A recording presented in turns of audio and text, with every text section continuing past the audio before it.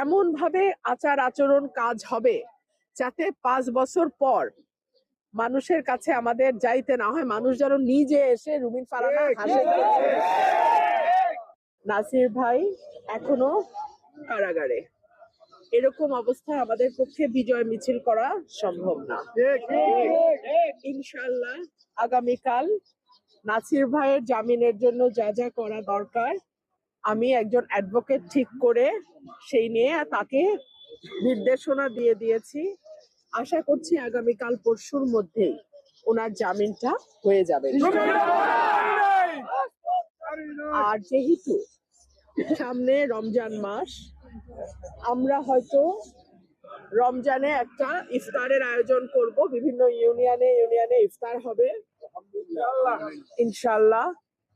আর যেটা করব ঈদের পরে, এখন না, ঈদের পরে বাঙ্গালপাড়া মাঠ বিশ্ব রোডের এখানে আমরা বড় করে 19টা ইউনিয়ন একসাথে একটা বড় জনসভা।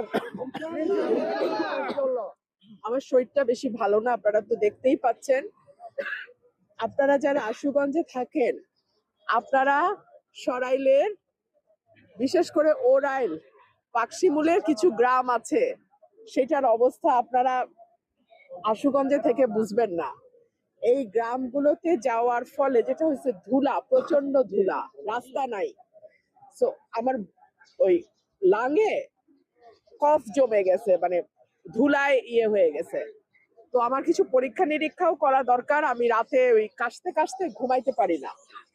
সো ঢাকায় যাচ্ছি ইনশাআল্লাহ, আমার মায়ের সাথেও দেখা করব, শপথ নেব।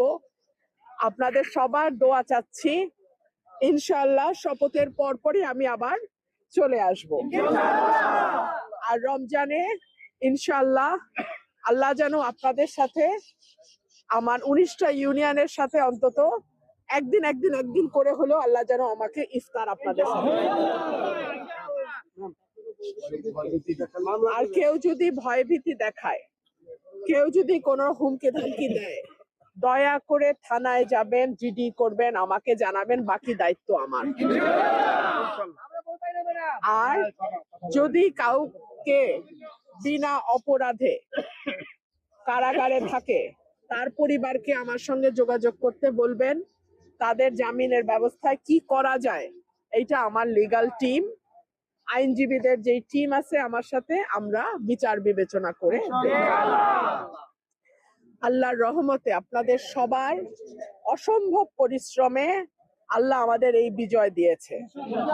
আমাদেরকে আজকে থেকে আপনাদের কাছে আমার অনুরোধ থাকবে, এমন ভাবে আচার আচরণ কাজ হবে যাতে 5 বছর পর মানুষের কাছে আমাদের যাইতে না হয়, মানুষ যেন নিজে এসে রুমিন ফারহানা হাসে।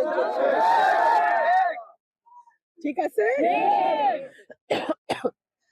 আমরা কোনো বিশেষ দলেরও প্রার্থী না, মতেরও প্রার্থী না, আমরা কেবলমাত্র এই ধর্মেরও না প্রার্থী না, ওই সবাইকে নিয়ে আমরা একটা শান্তির সরাইল আশুগঞ্জ তৈরি করতে চাই, আমরা একটা সম্প্রীতির সরাইল আশুগঞ্জ তৈরি করতে চাই, আমরা একটা উন্নয়নের সরাইল আশুগঞ্জ তৈরি করতে চাই।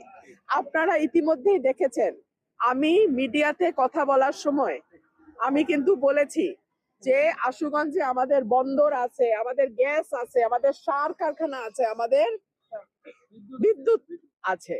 আমি যদি গ্যাস আর বিদ্যুৎটা নিরবচ্ছিন্ন সাপ্লাই আনতে পারি, যে এটার কোনো হবে না, থাকবে, সবসময় থাকবে, তাইলে কিন্তু আমাদের এখানে প্রচুর বিনিয়োগ আসবে, ব্যবসায়ীরা ফ্যাক্টরি করবে, ফ্যাক্টরি করলে আমার ইয়াং ছেলে মেয়েগুলা চাকরি পাবে।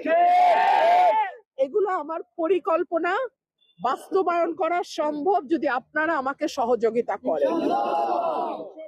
ইনশাআল্লাহ আগামী 5 বছর এমন ভাবে আমরা সকলে একসাথে কাজ করতে চাই যাতে আমার ঘরে ঘরে একটা বাবুল, একটা নাসির, একটা স্বপন, একটা জাকির তৈরি হয়ে যায়। ঠিক আছে? ইনশাআল্লাহ। তাহলে আমি আজকে আপনাদের থেকে বিদায় নেই। ইনশাআল্লাহ আগামী কয়েকদিনের মধ্যে আবার আমি শপথ নিয়ে আপনাদের মাঝে আবার চলে আসতেছি।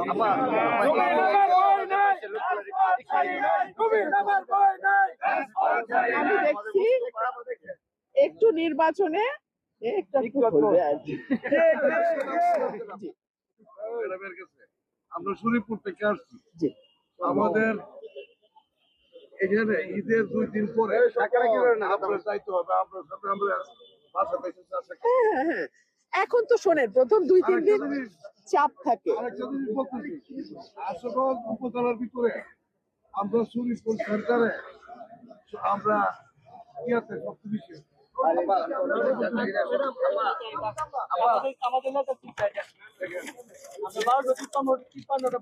মাশাআল্লাহ, শরীফপুর হাঁস 1253, খেজুর গাছ 357।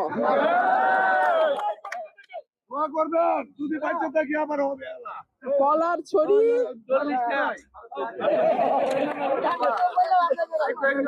আলহামদুলিল্লাহ। আমরা ঈদের 2 দিন পরে আমাদের এখানে যাবেন, যাবো ইনশাল্লাহ, আমরা কোনো সম্বর্ধনা দেবো আপনাকে ইনশাল্লাহ। আবার এই যে এখানে যারা আছো, আবার আমরা ইউনিয়নে ইনশাল্লাহ প্রোগ্রাম শুরু করব। তবে তার আগে 19টা মিলে একটা হবে বড়, তারপরে আমরা আবার শুরু করব। আমি নাসির মিয়ার ছোট ভাই, আমাদের গ্রামে যাওয়ার কথা ছিল, আপনি যাইতে পারেন নাই। ইনশাল্লাহ আমার পক্ষ থেকে, আমি 5 নং ওয়ার্ডের মিজান মেম্বার, আমার পক্ষ থেকে দাওয়াত। নাসির ভাই আপনাকে বলবে, নাসির আসুক, আমাদের গ্রামে যাবেন ইনশাল্লাহ। আসুক, আমি যাবো ইনশাল্লাহ। ঠিক আছে, ইনশাল্লাহ যাবো। সভাপতি, আপনার